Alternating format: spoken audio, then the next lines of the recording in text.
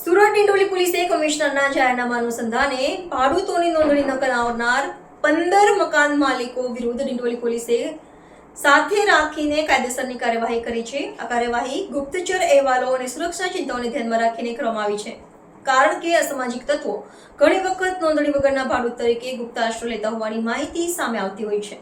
સુરત ડિંડોલી પોલીસે કમિશનરના જાહેરનામા અનુસંધાને ભાડૂતોની નોંધણી ન કરાવનાર 15 મકાન માલિકો વિરુદ્ધ ડિંડોલી પોલીસે કાયદેસરની કાર્યવાહી કરી છે। આ કાર્યવાહી ગુપ્તચર અહેવાલો અને સુરક્ષા ચિંતાઓને ધ્યાનમાં રાખીને કરવામાં આવી છે, કારણ કે અસામાજિક તત્વો ઘણી વખત નોંધણી વગરના ભાડૂત તરીકે ગુપ્ત આશરો લેતા હોવાની માહિતી સામે આવતી હોય છે।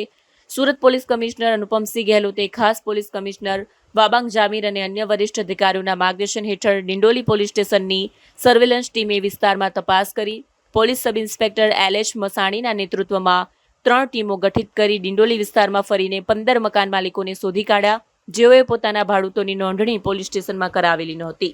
કેમેરામેન હકીમ શેખ સાથે વસીમ હાસમીનો રિપોર્ટ, આઝાદ ન્યૂઝ, સુરત।